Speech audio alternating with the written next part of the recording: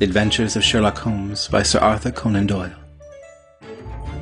Sherlock Holmes, read by Peter Yearsley.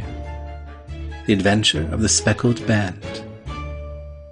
On glancing over my notes of the 70-odd cases in which I have, during the last 8 years, studied the methods of my friend Sherlock Holmes, I find many tragic, some comic, a large number merely strange, but none commonplace. For working as he did rather for the love of his art than for the acquirement of wealth, he refused to associate himself with any investigation which did not tend towards the unusual, and even the fantastic.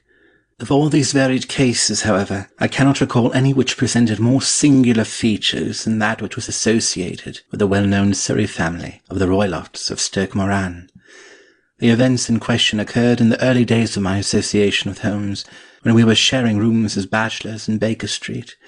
It is possible that I might have placed them upon record before, but a promise of secrecy was made at the time, from which I have only been freed during the last month by the untimely death of the lady to whom the pledge was given. It is perhaps as well that the fact should now come to light, for I have reasons to know that there are widespread rumours as to the death of Dr. Grimesby Roylott, which tend to make the matter even more terrible than the truth. It was early in April in the year 83 that I woke one morning to find Sherlock Holmes standing, fully dressed, by the side of my bed. He was a late riser, as a rule, and as the clock on the mantelpiece showed me that it was only 7:15, I blinked up at him in some surprise, and perhaps just a little resentment, for I was myself regular in my habits. "Very sorry to knock you up, Watson," said he. "but it's the common lot this morning. Mrs. Hudson has been knocked up. She retorted upon me, and I on you." "What is it, then? A fire?" "No, a client. It seems that a young lady has arrived in a considerable state of excitement, who insists upon seeing me. She is waiting now in the sitting-room. Now, when young ladies wander about the metropolis at this hour of the morning and knock sleepy people up out of their beds, I presume that it is something very pressing which they have to communicate. Should it prove to be an interesting case, you would, I am sure, wish to follow it from the outset. I thought, at any rate, that I should call you and give you the chance." "My dear fellow, I would not miss it for anything." I had no keener pleasure than in following Holmes in his professional investigations, and in admiring the rapid deductions, as swift as intuitions, he had always founded on a logical basis with which he unravelled the problems which were submitted to him. I rapidly threw on my clothes, and was ready in a few minutes to accompany my friend down to the sitting-room. A lady dressed in black and heavily veiled, who had been sitting in the window, rose as we entered. "Good morning, madam," said Holmes cheerily. "My name is Sherlock Holmes. This is my intimate friend and associate, Dr. Watson, before whom you can speak as freely as before myself. I'm glad to see that Mrs. Hudson has had the good sense to light the fire. Pray draw up to it, and I shall order you a cup of hot coffee, for I observe that you are shivering." "It is not cold which makes me shiver," said the woman in a low voice, changing her seat as requested. "What then?" "It is fear, Mr. Holmes. It is terror." She raised her veil as she spoke, and we could see that she was indeed in a pitiable state of agitation, her face all drawn and grey, with restless, frightened eyes, like those of some hunted animal. Her features and figure were those of a woman of 30, but her hair was shot with premature grey, and her expression was weary and haggard. Sherlock Holmes ran her over with one of his quick, all-comprehensive glances. "You must not fear," said he soothingly, bending forward and patting her forearm. "We shall soon set matters right, I have no doubt. You have come in by train this morning, I see." "You know me, then?" "No, but I observed the second half of a return ticket in the palm of your left glove. You must have started early, and yet you had a good drive in a dog-cart along heavy roads before you reached the station." The lady gave a violent start, and stared in bewilderment at my companion. "There is no mystery, my dear madam," said he, smiling.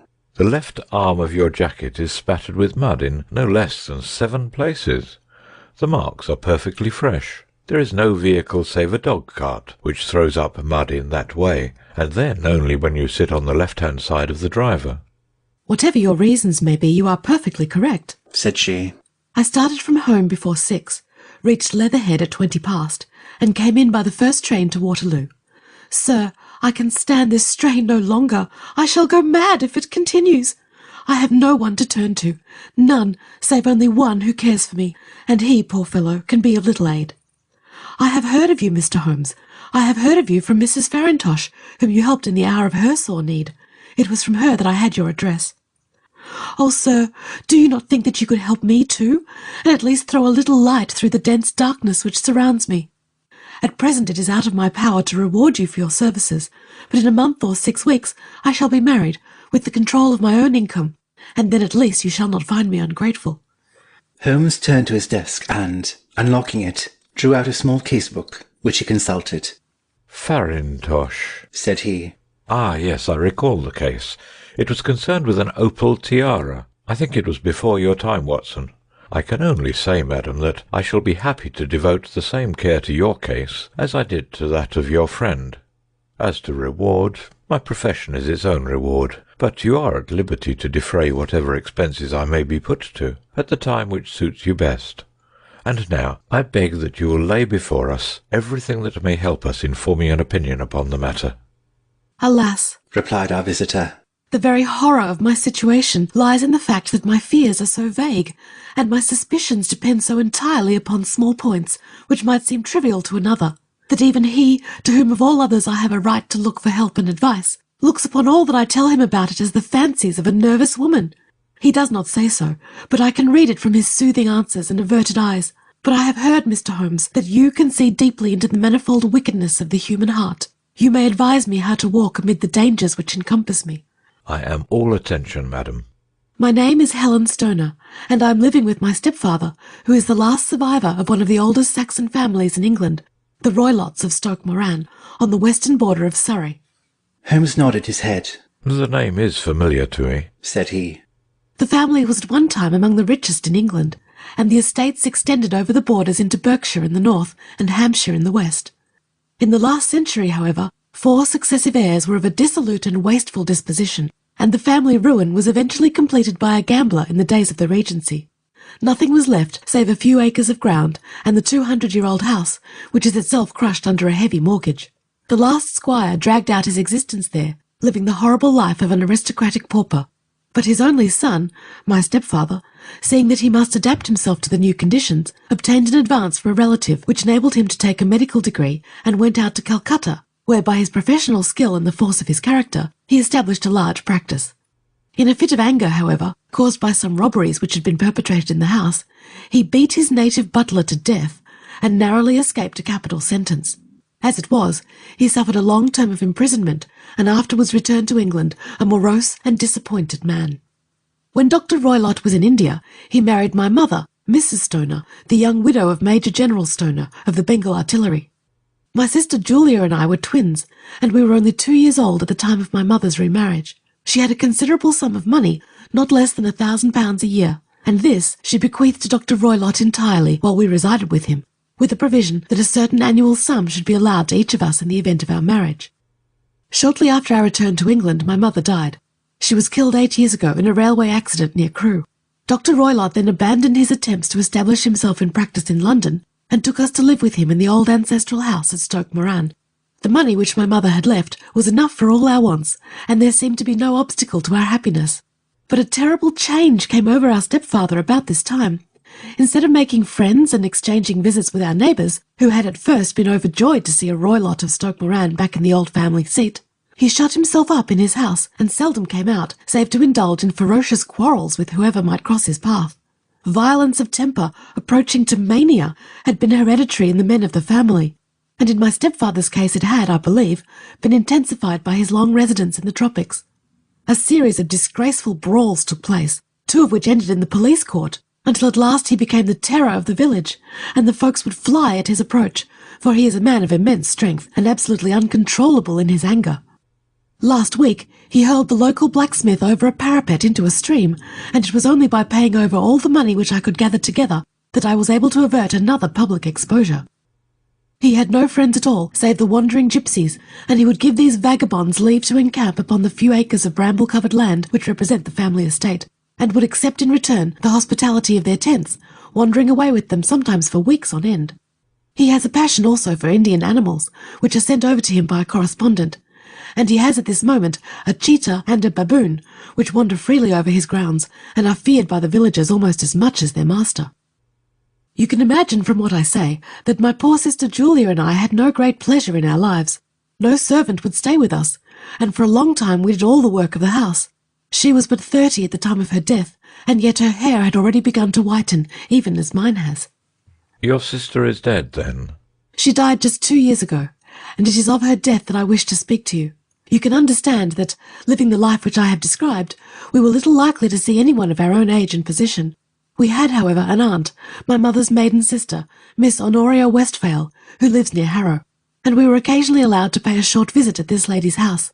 Julia went there at Christmas 2 years ago, and met there a half-pay major of Marines, to whom she became engaged. My stepfather learned of the engagement when my sister returned, and offered no objection to the marriage. But within a fortnight of the day which had been fixed for the wedding, the terrible event occurred which has deprived me of my only companion. Sherlock Holmes had been leaning back in his chair with his eyes closed and his head sunk in a cushion, but he half opened his lids now, and glanced across at his visitor. "Pray be precise as to details," said he. It is easy for me to be so, for every event of that dreadful time is seared into my memory. The manor house is, as I have already said, very old, and only one wing is now inhabited. The bedrooms in this wing are on the ground floor, the sitting rooms being in the central block of the buildings. Of these bedrooms, the first is Dr. Roylott's, the second my sister's, and the third my own. There is no communication between them, but they all open out into the same corridor. Do I make myself plain? Perfectly so. The windows of the 3 rooms open out upon the lawn.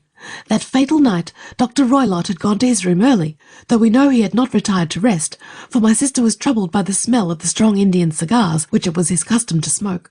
She left her room, therefore, and came into mine, where she sat for some time, chatting about her approaching wedding. At 11 o'clock she rose to leave me, but she paused at the door and looked back. "Tell me, Helen," said she, "have you ever heard anyone whistle in the dead of the night?" "Never," said I. "I suppose that you could not possibly whistle yourself in your sleep?" "Certainly not. But why?"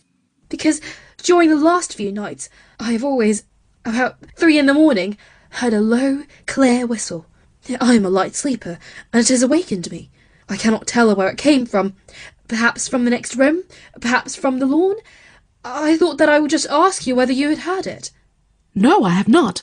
It must be those wretched gypsies in the plantation." "Very likely.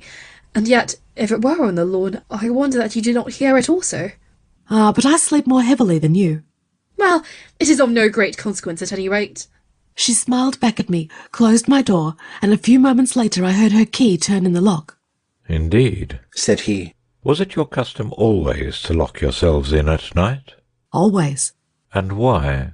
"I think that I mentioned to you that the doctor kept a cheetah and a baboon. We had no feeling of security unless our doors were locked." "Quite so. Pray proceed with your statement." "I could not sleep that night.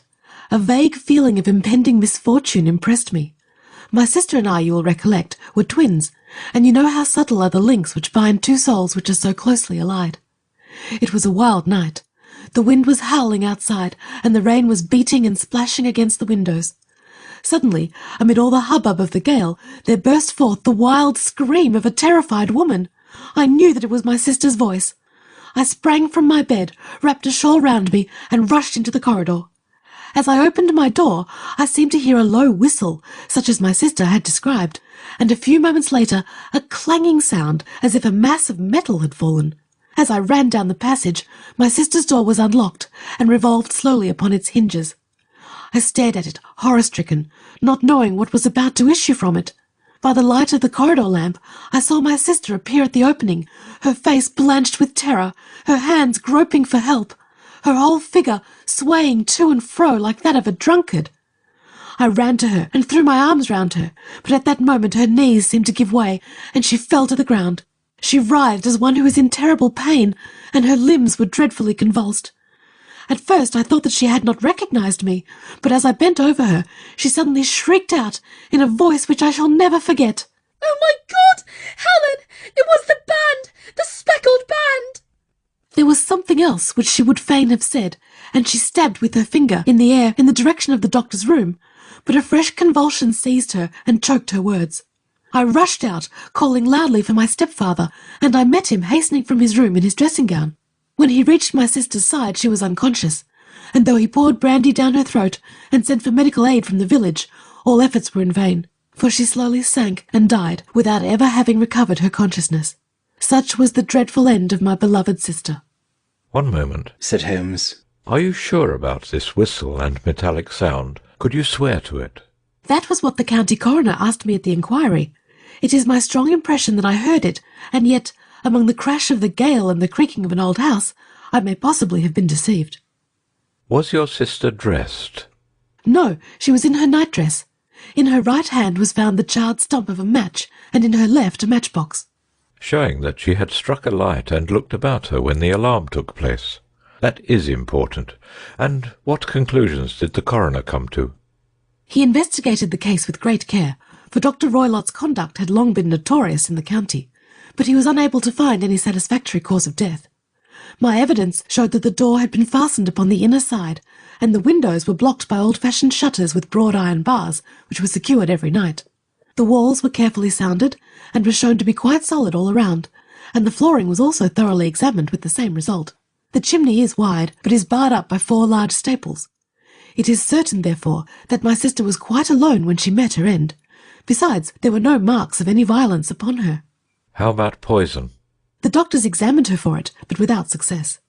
What do you think that this unfortunate lady died of, then? It is my belief that she died of pure fear and nervous shock, though what it was that frightened her I cannot imagine. Were there gypsies in the plantation at the time? Yes, there are nearly always some there. Ah, and what did you gather from this allusion to a band, a speckled band? Sometimes I have thought that it was merely the wild talk of delirium. Sometimes that it may have referred to some band of people, perhaps to these very gypsies in the plantation. I do not know whether the spotted handkerchiefs, which so many of them wear over their heads, might have suggested the strange adjective which she used. Holmes shook his head like a man who is far from being satisfied. "These are very deep waters," said he. "Pray go on with your narrative." 2 years have passed since then, and my life has been until lately lonelier than ever.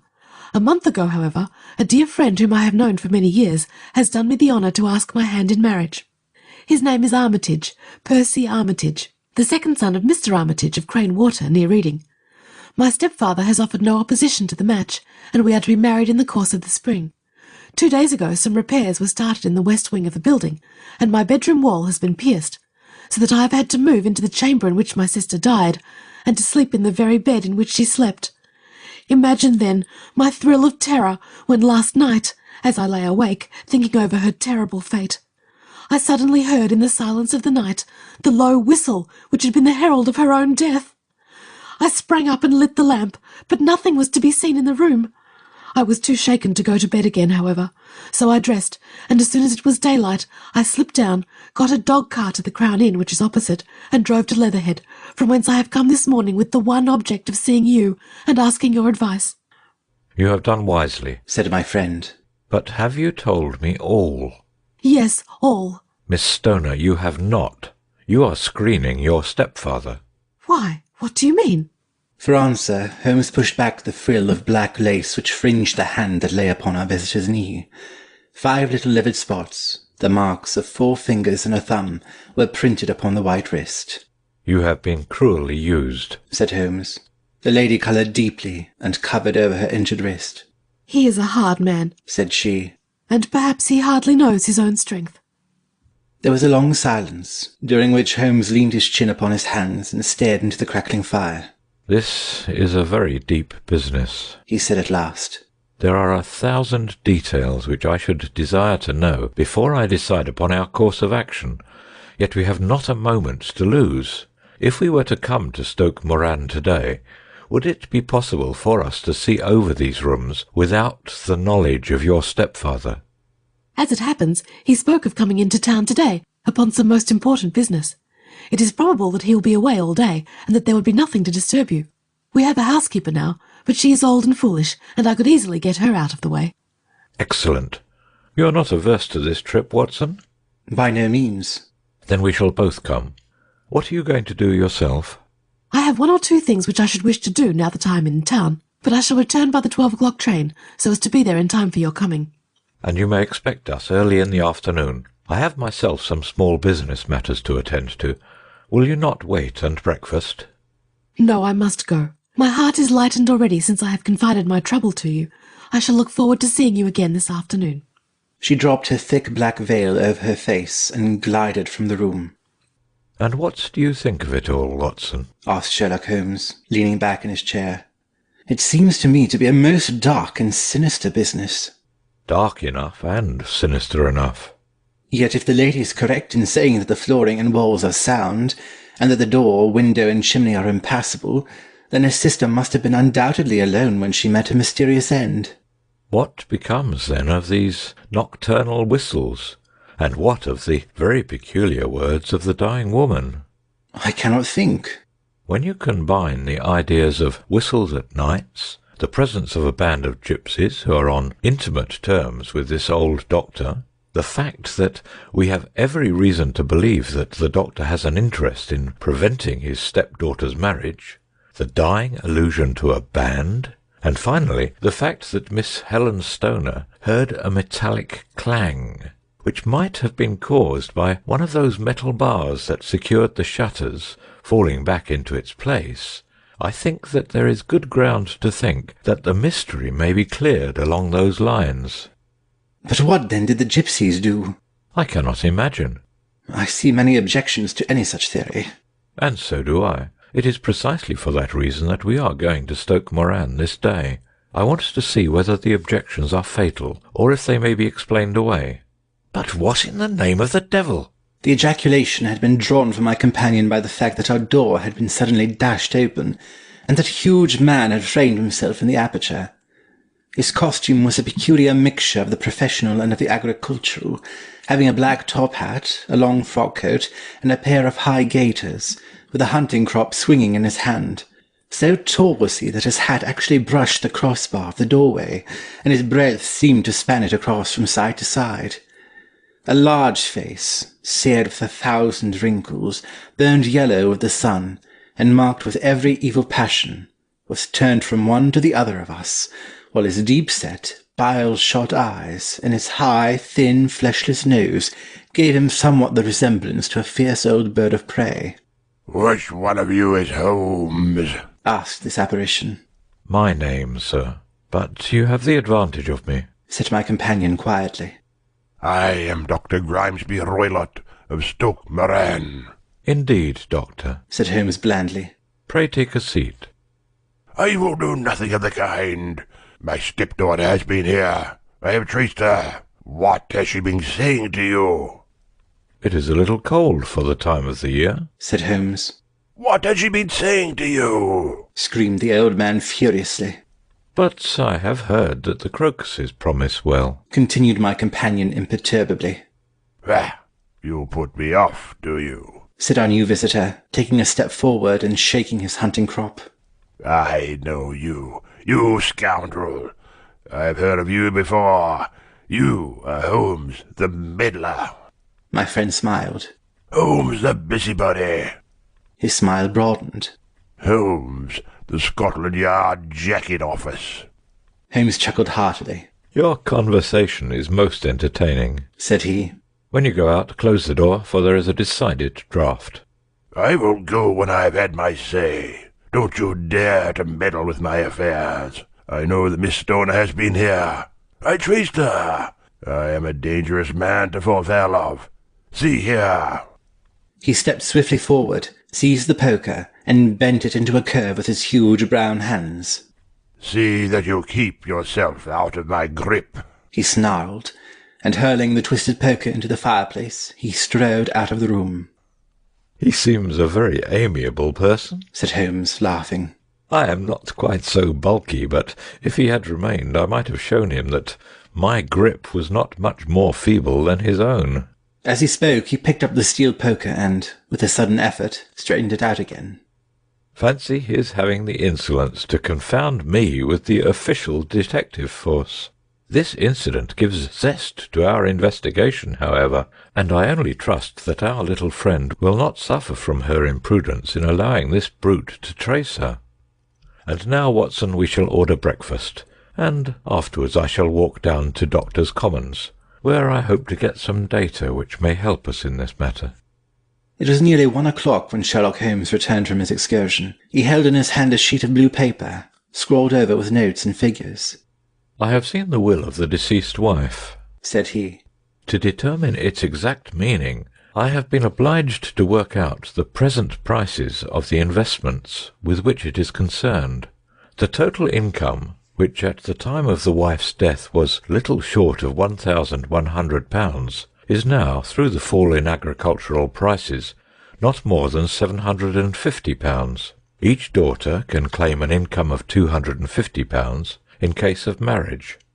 It is evident, therefore, that if both girls had married, this beauty would have had a mere pittance, while even one of them would cripple him to a very serious extent. My morning's work has not been wasted, since it has proved that he has the very strongest motives for standing in the way of anything of the sort.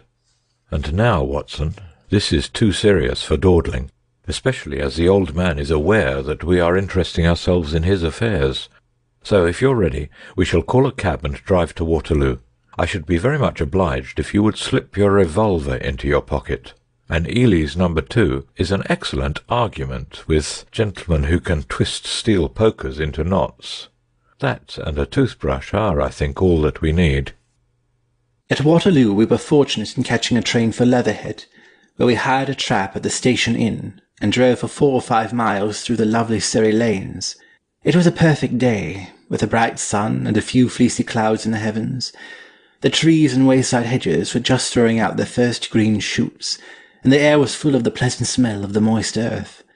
To me, at least, there was a strange contrast between the sweet promise of the spring and this sinister quest upon which we were engaged.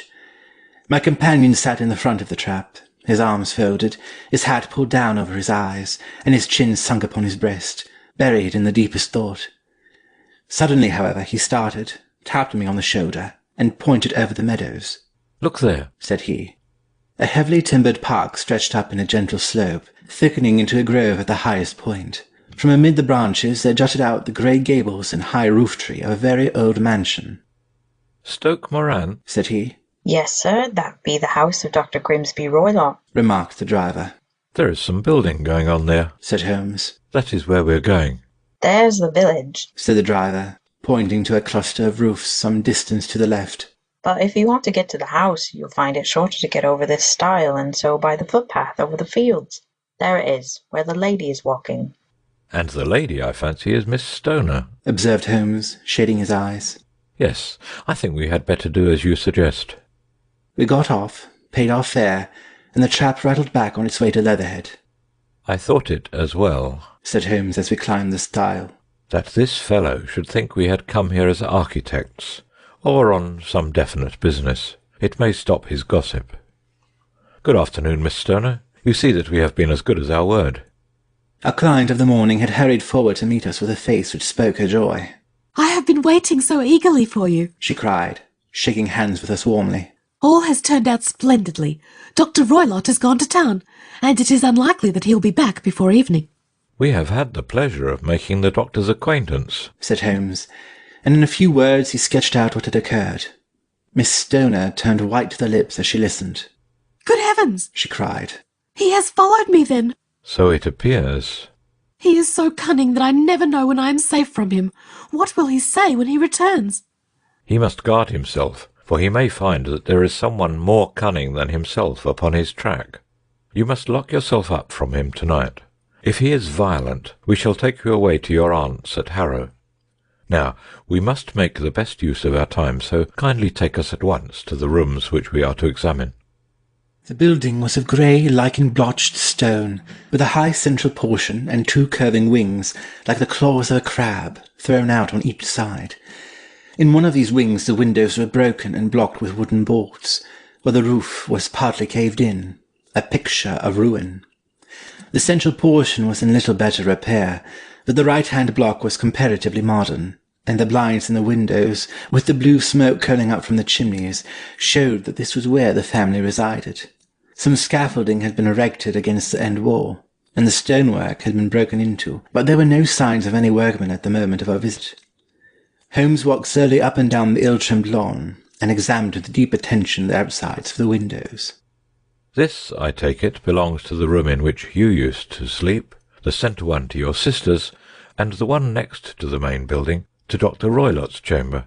Exactly so, but I am now sleeping in the middle one. Pending the alterations, as I understand. By the way, there does not seem to be any very pressing need for repairs at that end wall. There were none. I believe that it was an excuse to move me from my room. Ah, that is suggestive. Now, on the other side of this narrow wing runs the corridor from which these 3 rooms open. There are windows in it, of course. Yes, but very small ones, too narrow for anyone to pass through. As you both locked your doors at night, your rooms were unapproachable from that side. Now, would you have the kindness to go into your room and bar your shutters? Miss Stoner did so, and Holmes, after a careful examination through the open window, endeavoured in every way to force the shutter open, but without success. There was no slit through which a knife could be passed to raise the bar. Then with his lens he tested the hinges, but they were of solid iron, built firmly into the massive masonry. "Oh," said he, scratching his chin in some perplexity. "My theory certainly presents some difficulties. No one could pass these shutters if they were bolted. Well, we shall see if the inside throws any light upon the matter." A small side door led into the whitewashed corridor from which the 3 bedrooms opened. Holmes refused to examine the 3rd chamber, so he passed at once to the 2nd, that in which Miss Stoner was now sleeping, and in which her sister had met with her fate. It was a homely little room, with a low ceiling and a gaping fireplace, after the fashion of old country houses. A brown chest of drawers stood in one corner, a narrow white counterpane bed in another, and a dressing-table on the left-hand side of the window. These articles, with 2 small wickerwork chairs, made up all the furniture in the room, save for a square of Wilton carpet in the centre.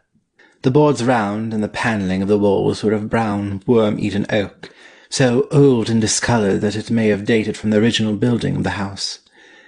Holmes drew one of the chairs into a corner and sat silent, while his eyes travelled round and up and down, taking in every detail of the apartment.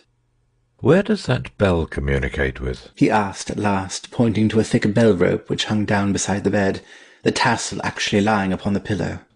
It goes to the housekeeper's room. It looks newer than the other things.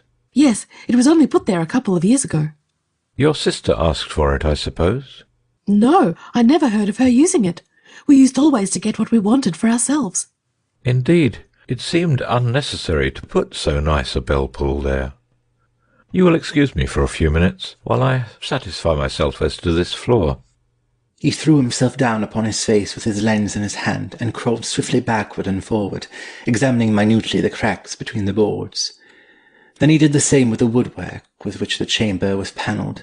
Finally he walked over to the bed and spent some time staring at it and running his eye up and down the wall. Finally he took the bell-rope in his hand and gave it a brisk tug.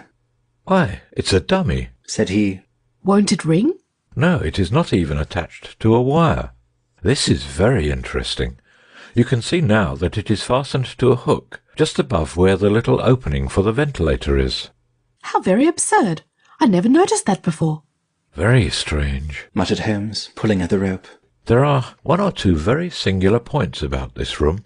For example, what a fool a builder must be to open a ventilator into another room, when with the same trouble he might have communicated with the outside air." That is also quite modern, said the lady. "Done about the same time as the bell rope?" remarked Holmes. Yes, there were several little changes carried out about that time. "They seem to have been of a most interesting character. Dummy bell ropes and ventilators which do not ventilate. With your permission, Miss Stoner, we shall now carry our researches into the inner apartment." Dr. Grimesby Roylott's chamber was larger than that of his stepdaughter, but was as plainly furnished. A camp bed, a small wooden shelf full of books, mostly of a technical character, an armchair beside the bed, a plain wooden chair against the wall, a round table, and a large iron safe were the principal things which met the eye. Holmes walked slowly round and examined each and all of them with the keenest interest. "What's in here?" he asked, tapping the safe. My stepfather's business papers. "Oh, you have seen inside, then?" Only once, some years ago. I remember that it was full of papers. There isn't a cat in it, for example? No. What a strange idea. Well, look at this. He took up a small saucer of milk which stood on the top of it. No, we don't keep a cat, but there is a cheetah and a baboon. Ah, yes, of course. Well, a cheetah is just a big cat, and yet a saucer of milk does not go very far in satisfying its wants, I dare say. There is one point which I should wish to determine. He squatted down in front of the wooden chair and examined the seat of it with the greatest attention. Thank you, that is quite settled, said he, rising and putting his lens in his pocket. Hello, here is something interesting. The object which had caught his eye was a small dog lash hung on one corner of the bed. The lash, however, was curled upon itself and tied so as to make a loop of whipcord. What do you make of that, Watson? It's a common enough lash, but I don't know why it should be tied. That is not quite so common, is it? Ah me, it's a wicked world, and when a clever man turns his brains to crime, it is the worst of all. I think that I have seen enough now, Miss Stoner, and with your permission we shall walk out upon the lawn. I had never seen my friend's face so grim or his brow so dark as it was when we turned from the scene of this investigation. We had walked several times up and down the lawn, neither Miss Stoner nor myself liking to break in upon his thoughts before he roused himself from his reverie. It is very essential, Miss Stoner, said he, that you should absolutely follow my advice in every respect. I shall most certainly do so. The matter is too serious for any hesitation. Your life may depend upon your compliance. I assure you that I am in your hands. In the first place, both my friend and I must spend the night in your room. Both Miss Stoner and I gazed at him in astonishment. Yes, it must be so. Let me explain. I believe that is the village inn over there? Yes, that is the Crown. Very good. Your windows would be visible from there? Certainly. You must confine yourself to your room, on pretence of a headache, when your stepfather comes back. Then, when you hear him retire for the night, you must open the shutters of your window, undo the hasp, put your lamp there as a signal to us, and then withdraw quietly with everything which you are likely to want into the room which you used to occupy. I have no doubt that, in spite of the repairs, you could manage there for one night. Oh, yes, easily. The rest you will leave in our hands. But what will you do? We shall spend the night in your room, and we shall investigate the cause of this noise which has disturbed you. I believe, Mr. Holmes, that you have already made up your mind, said Miss Stoner, laying her hand upon my companion's sleeve. Perhaps I have. Then for pity's sake tell me, what was the cause of my sister's death? I should prefer to have clearer proofs before I speak. You can at least tell me whether my own thought is correct, and that if she died from some sudden fright. No, I do not think so. I think that there was probably some more tangible cause. And now, Miss Stoner, we must leave you, for if Dr. Roylott returned and saw us, our journey would be in vain. Goodbye, and be brave, for if you will do what I have told you, you may rest assured that we shall soon drive away the dangers that threaten you. Sherlock Holmes and I had no difficulty in engaging a bedroom and sitting room at the Crown Inn. They were on the upper floor, and from our window we could command a view of the avenue gate and of the inhabited wing of the Stoke Moran manor house. At dusk we saw Dr. Grimesby Roylott drive past, his huge form looming up beside the little figure of the lad who drove him.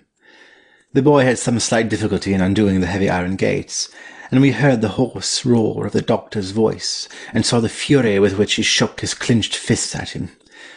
The trap drove on, and a few minutes later we saw a sudden light spring up among the trees, as the lamp was lit in one of the sitting-rooms. Do you know, Watson, said Holmes as we sat together in the gathering darkness, I have really some scruples as to taking you tonight.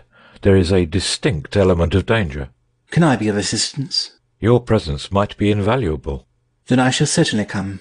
It is very kind of you. You speak of danger. You have evidently seen more in these rooms than was visible to me. No, but I fancy that I may have deduced a little more. I imagine that you saw all that I did. I saw nothing remarkable save the bell rope, and what purpose that could answer, I confess, is more than I can imagine. You saw the ventilator too? Yes, but I do not think that it is such a very unusual thing to have a small opening between two rooms. It was so small that a rat could hardly pass through. I knew that we should find a ventilator before ever we came to Stoke Moran. My dear Holmes. Oh, yes, I did. You remember in her statement, she said that her sister could smell Dr. Roylott's cigar. Now, of course that suggested at once that there must be a communication between the two rooms. It could only be a small one, or it would have been remarked upon at the coroner's inquiry. I deduced a ventilator. But what harm can there be in that? Well, there is at least a curious coincidence of dates. A ventilator is made, a cord is hung, and a lady who sleeps in the bed dies.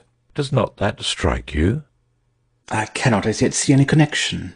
Did you observe anything very peculiar about that bed? No. It was clamped to the floor. Did you ever see a bed fastened like that before? I cannot say that I have. The lady could not move her bed. It must always be in the same relative position to the ventilator and to the rope, or so we may call it, since it was clearly never meant for a bell pull. Holmes, I cried, I seem to see dimly what you are hinting at. You are only just in time to prevent some subtle and horrible crime. Subtle enough and horrible enough.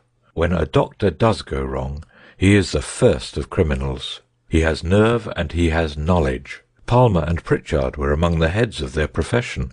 This man strikes even deeper. But I think, Watson, that we shall be able to strike deeper still. But we shall have horrors enough before the night is over. For goodness sake, let us have a quiet pipe and turn our minds for a few hours to something more cheerful. About 9 o'clock the light among the trees was extinguished, and all was dark in the direction of the manor-house. 2 hours passed slowly away, and then suddenly, just at the stroke of 11, a single bright light shone out right in front of us. "That is our signal," said Holmes, springing to his feet. "It comes from the middle window." As we passed out, he exchanged a few words with the landlord, explaining that we were going on a late visit to an acquaintance, and that it was possible that we might spend the night there. A moment later we were out on the dark road, a chill wind blowing in our faces, and one yellow light twinkling in front of us through the gloom to guide us on our sombre errand. There was little difficulty in entering the grounds, for unrepaired breaches gaped in the old park wall. Making our way among the trees, we reached the lawn, crossed it, and were about to enter through the window, when out from a clump of laurel bushes there darted what seemed to be a hideous and distorted child, who threw itself upon the grass with writhing limbs, and then ran swiftly across the lawn into the darkness. "My God!" I whispered. "Did you see it?" Holmes was for the moment as startled as I. His hand closed like a vice upon my wrist in his agitation. Then he broke into a low laugh, and put his lips to my ear. "It is a nice household," he murmured. "That is the baboon." I had forgotten the strange pets which the doctor affected. There was a cheetah, too. Perhaps we might find it upon our shoulders at any moment.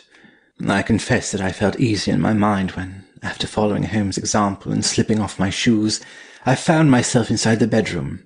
My companion noiselessly closed the shutters, moved the lamp onto the table, and cast his eyes around the room. All was as we had seen it in the daytime. Then creeping up to me and making a trumpet of his hand, he whispered into my ear again so gently that it was all that I could do to distinguish the words. "The least sound would be fatal to our plans." I nodded to show that I had heard. "We must sit without light. He would see it through the ventilator." I nodded again. "Do not go asleep. Your very life may depend upon it. Have your pistol ready, in case we should need it. I will sit on the side of the bed, and you in that chair." I took out my revolver and laid it on the corner of the table. Holmes had brought up a long, thin cane, and this he placed upon the bed beside him. By it he laid the box of matches and the stump of a candle. Then he turned down the lamp, and we were left in darkness. How shall I ever forget that dreadful vigil?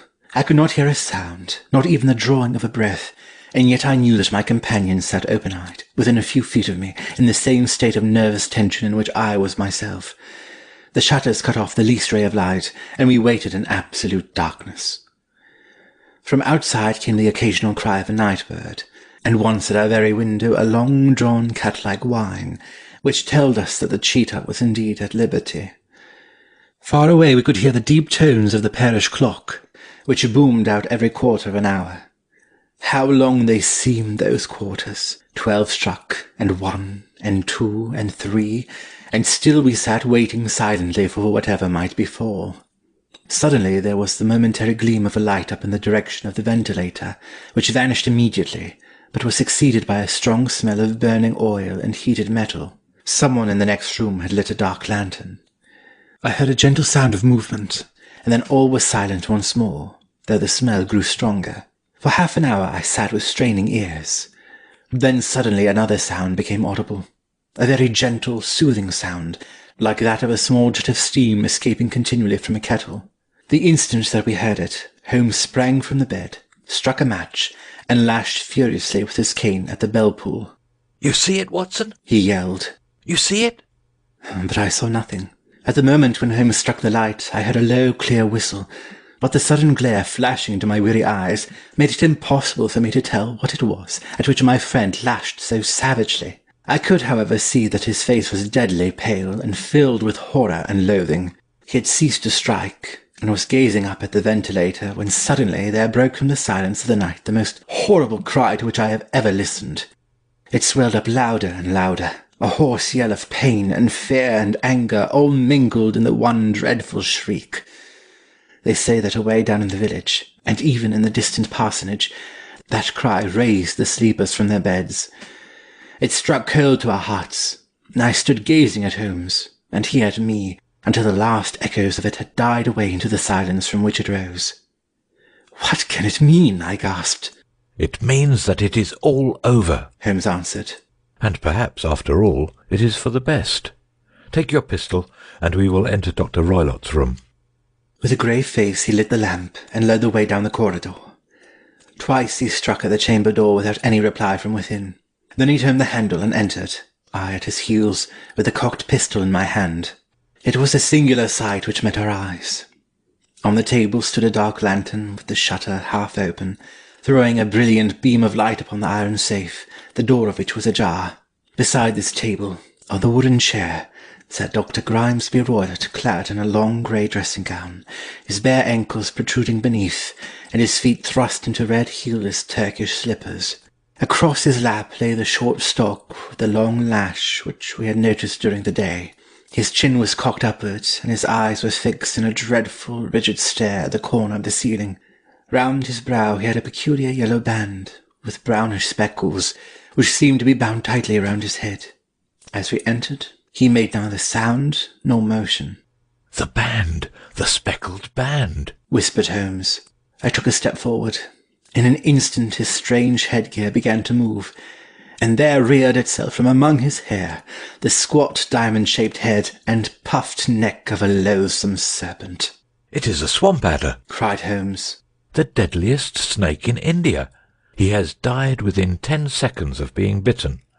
Violence does in truth recoil upon the violent, and the schemer falls into the pit which he digs for another. Let us thrust this creature back into its den, and we can then remove Miss Stoner to some place of shelter, and let the county police know what has happened." As he spoke, he drew the dog-whip swiftly from the dead man's lap, and throwing the noose round the reptile's neck, he drew it from its horrid perch, and, carrying it at arm's length, threw it into the iron safe, which he closed upon it. Such are the true facts of the death of Dr. Grimesby Roylott of Stoke Moran. It is not necessary that I should prolong a narrative which has already run to too great a length by telling how he broke the sad news to the terrified girl, how he conveyed her by the morning train to the care of her good aunt at Harrow, of how the slow process of official inquiry came to the conclusion that the doctor met his fate while indiscreetly playing with his dangerous pet. The little which I had yet to learn of the case was told me by Sherlock Holmes as we travelled back next day. "I had," said he, "come to an entirely erroneous conclusion, which shows, my dear Watson, how dangerous it always is to reason from insufficient data. The presence of the gipsies, and the use of the word band, which was used by the poor girl, no doubt, to explain the appearance which she had caught a hurried glimpse of by the light of her match, were sufficient to put me upon an entirely wrong scent. I can only claim the merit that I instantly reconsidered my position, When, however, it became clear to me that whatever danger threatened an occupant of the room could not come either from the window or the door.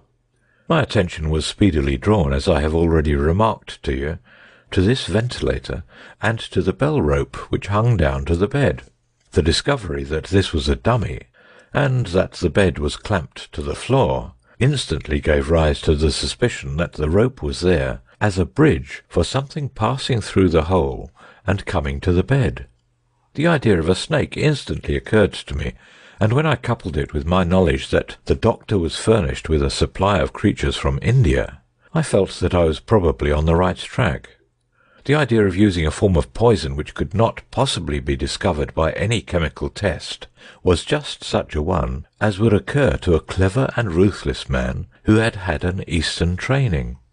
The rapidity with which such a poison would take effect would also, from his point of view, be an advantage. It would be a sharp-eyed coroner indeed who could distinguish the two little dark punctures which should show where the poison fangs had done their work. Then I thought of the whistle. Of course, he must recall the snake before the morning light revealed it to the victim. He had trained it, probably by the use of the milk which we saw, to return to him when summoned. He would put it through this ventilator at the hour that he thought best, with the certainty that it would crawl down the rope and land on the bed. It might or might not bite the occupant. Perhaps she might escape every night for a week, but sooner or later she must fall a victim. I had come to these conclusions before ever I had entered his room. An inspection of his chair showed me that he had been in the habit of standing on it, which of course would be necessary in order that he should reach the ventilator. The sight of the safe, the saucer of milk, and the loop of whipcord were enough to finally dispel any doubts which may have remained. The metallic clang heard by Miss Stoner was obviously caused by her stepfather hastily closing the door of his safe upon its terrible occupant. Having once made up my mind, you know the steps which I took in order to put the matter to the proof. I heard the creature hiss, as I have no doubt that you did also, and I instantly lit the light and attacked it. With the result of driving it through the ventilator. And also with the result of causing it to turn upon its master at the other side. Some of the blows of my cane came home and roused its snakish temper, so that it flew upon the first person it saw. In this way I am no doubt indirectly responsible for Dr. Grimesby Roylott's death, but I cannot say that it is likely to weigh very heavily upon my conscience. End of Section 8. Dr. John Watson, read by Thomas Peter. Sherlock Holmes, read by Peter Yearsley. Grimesby Roylott, read by Algie Pag. Miss Helen Stoner, read by Beth Thomas. Miss Julia Stoner, read by Leanne Yao. Cab Driver, read by Amelia Chesley.